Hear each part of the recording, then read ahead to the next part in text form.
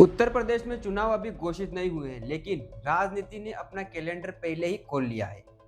इसी क्रम में लखनऊ में बसपा सुप्रीमो मायावती जी ने अपनी पार्टी की एक बड़ी बैठक की और 3 पन्नों में जो कहा है वह सिर्फ बयान नहीं है, बल्कि आने वाले चुनाव की तैयारी को लेकर बड़ी बात है।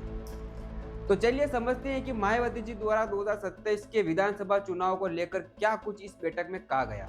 तो दोस्तों, लखनऊ में जो यह बैठक हुई वह कोई सामान्य बैठक नहीं थी, क्योंकि इसमें बीएसपी के स्टेट से लेकर विधानसभा स्तर तक के लोग मौजूद थे। यानी मतलब अब साफ है, क्योंकि पार्टी अब अंदर खाने की नहीं बल्कि मैदान की बात कर रही है। मायावती ने बैठक की शुरुआत में यह कहा कि समय बहुत कम बचा है और चुनाव पास है।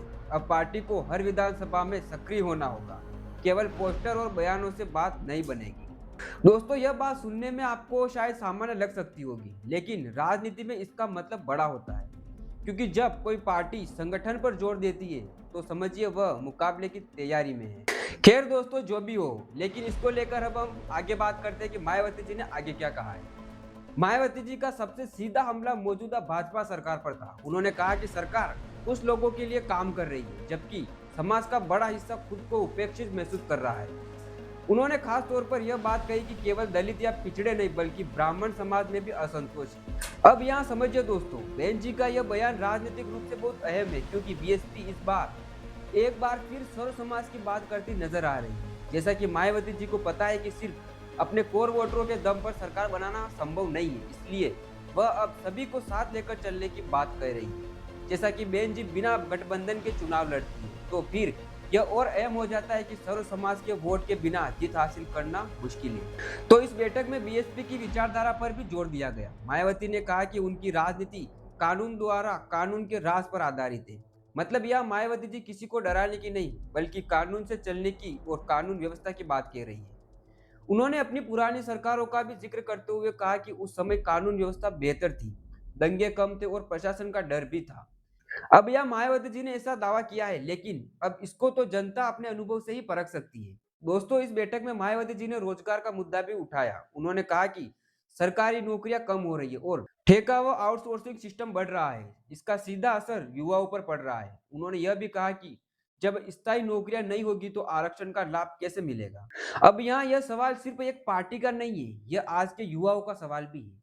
जैसा कि बीजेपी रोजगार को स्किल से जोड़ती है, सपा नौकरी को सामाजिक न्याय से, वहीं कांग्रेस योजनाओं की बात करती है, लेकिन जमीनी स्तर पर इसका कुछ भी असर दिखाई नहीं देता है और बेरोजगारी बनी रहती है। मायावती जी की इस बैठक में वोटर लिस्ट का मुद्दा भी उठाया गया।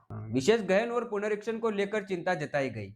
मायावती जी ने कहा कि कोई गरीब, मजदूर या महिला वोट से वंचित न हो। दोस्तों, वैसे बात तो सही है, क्योंकि वोटर लिस्ट से नाम कटना सिर्फ प्रशासनिक गलती नहीं होती, यह लोकतंत्र से बाहर हो जाना होता है। यह मुद्दा किसी पार्टी का नहीं बल्कि उससे भी बड़ा है। यह नागरिक अधिकार का सवाल है। इसके साथ ही आपको बता दें कि मायावती जी ने संसद के बजट सत्र पर भी टिप्पणी की। उन्होंने कहा कि हंगामा और निलंबन से जनता के मुद्दे दब जाते हैं। सवाल पूछने और जवाब देने की जगह संसद शोर का मंच बनती जा रही है। अब यह मायावती जी द्वारा कही गई यह बात सिर्फ सत्ता के लिए नहीं है। अगर विपक्ष भी केवल नारेबाजी करे तो संसद का मतलब ही खत्म हो जाता है, क्योंकि लोकतंत्र संवाद से चलता है, बहिष्कार से नहीं। अगर हम दूसरी पार्टियों को देखें तो तस्वीर और भी साफ हो जाती है। बीजेपी विकास और राष्ट्रवाद की बात करती है, सपा सामाजिक समीकरणों की बात करती है और कांग्रेस संविधान बचाने की बात करती है, और वहीं बीएसपी कानून और सम्मान की। लेकिन दोस्तों, सच्चाई यह है कि आम आदमी अभी भी नौकरी, सुरक्षा और भरोसा ढूंढ रहा है। राजनीति में विकल्प बहुत है, लेकिन भरोसेमंद जवाब कम है। तो दोस्तों, इस वीडियो में हमने जाना कि बहुजन समाज पार्टी का आने वाले विधानसभा चुनाव को लेकर क्या रुख था। साथ ही मायावती जी द्वारा दिए गए बयानों को भी हमने समझा। दोस्तों, हमारा मकसद है आपको आसान भाषा में समझाने की कोशिश करना, ना कि किसी दल या किसी पार्टी का प्रचार करना। तो बहुत बहुत धन्यवाद। और हाँ, अगर आपको वीडियो पसंद आया तो वीडियो को जरूर लाइक करें।